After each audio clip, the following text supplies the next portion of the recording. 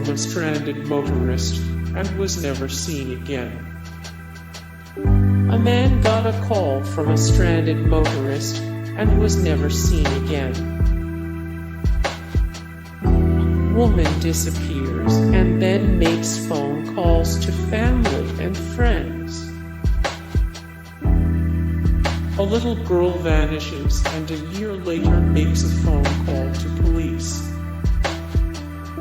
A little girl vanishes and a year later makes a phone call to police. After making several calls to 911, a woman disappeared never to be seen again.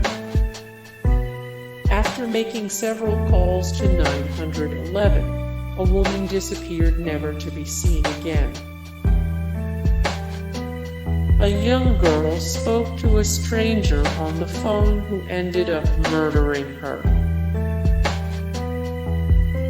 The Long Island serial killer called his victim's sister using her dead sister's cell phone.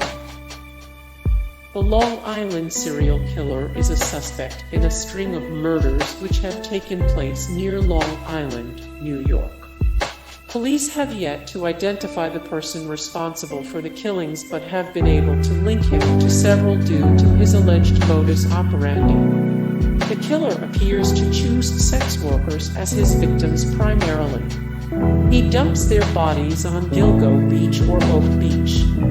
All of the women seemed to be strangled to death.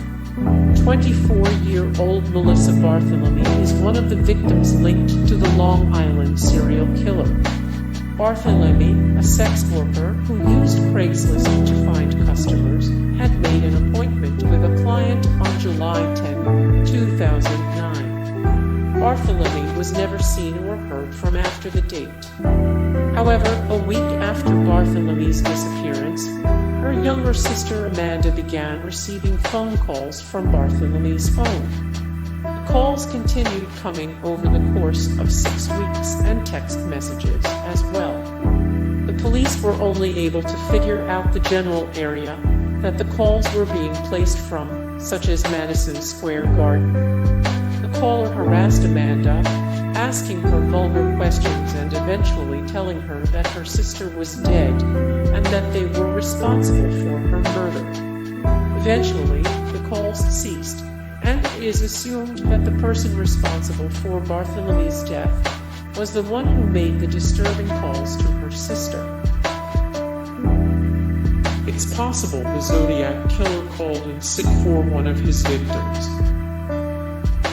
25-year-old Donna Lass worked as a nurse at the first aid station in a Tahoe casino. On September 6, 1970, she would disappear from the casino, never to be seen or heard from again. Various officers and detectives have worked on the case over the years, and many are under the assumption that Lass was a victim of the Zodiac killer.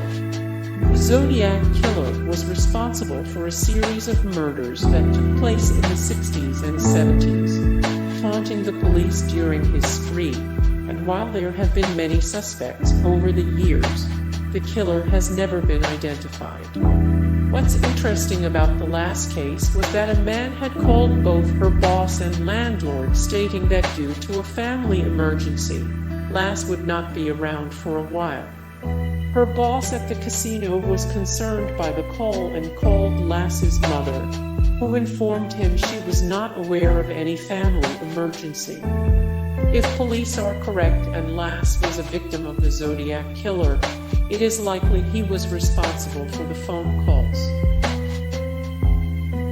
A man received harassing phone calls for almost 10 years. Bashir Kuchakji was a restaurant manager at the Marrakesh, a Moroccan restaurant in Washington, D.C. Starting in 1983, a mysterious caller or callers began calling the restaurant on a daily basis, harassing the employers. The caller would threaten the employees with death and attempt to extort them, sometimes yelling obscenities. The caller would call the restaurant upwards of 15 to 20 times per day. Kuchakji received the brunt of the abuse. and the majority of the threats seemed to be specifically for him. Even when Kuchakji was not at the restaurant, the phone calls followed him. Kuchakji would often travel to Pennsylvania to work at a sister restaurant of his, and the harassing phone calls would begin as soon as he stepped foot in the building. For Kuchakji, the harassment was reminiscent of when he was kidnapped and tortured in 1974 by the Palestine Liberation Organization while staying in Lebanon. In fact, Kuchakji believes that the phone calls and his kidnapping are related, that someone was still trying to get to him from the kidnapping incident. Kuchakji became so paranoid and worried over the mysterious phone calls, he began losing sleep, not being able to eat, and his entire life suffered because of it. Eventually, he checked himself into a psychiatric hospital, where he still goes when his life is too stressful. The FBI became involved in the case and were attempting to trace the calls, but were only able to trace the calls coming from random payphones from across the Washington area. The phone calls eventually stopped after nearly 10 years, and Kuchakji finally left the mental hospital. He never found out from where the calls came. Someone called the operator and predicted JFK death.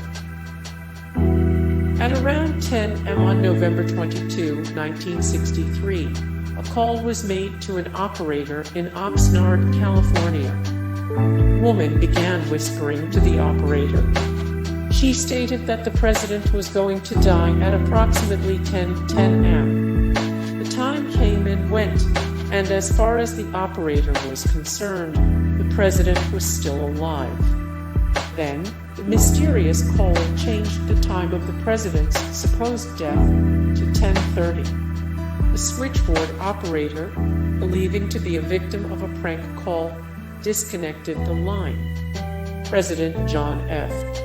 Kennedy was in Dallas, Texas, riding in a motorcade on that fateful day. He was shot and killed at 12:30 p.m., which was 10:30 a.m. in California where the call was made. The telephone company was never able to trace the calls, and the case of the anonymous telephone call about the president's death remains unsolved. The JFK files, declassified in 2017, also contained notes about an unidentified caller in the UK who predicted JFK death less than half an hour before it happened. This call also was never traced, and its origins remain a mystery. Hey guys, thank you so much for the support and likes and comments down below, and also thank you so much for watching, and I look forward to see you in the next video. Then take care, bye.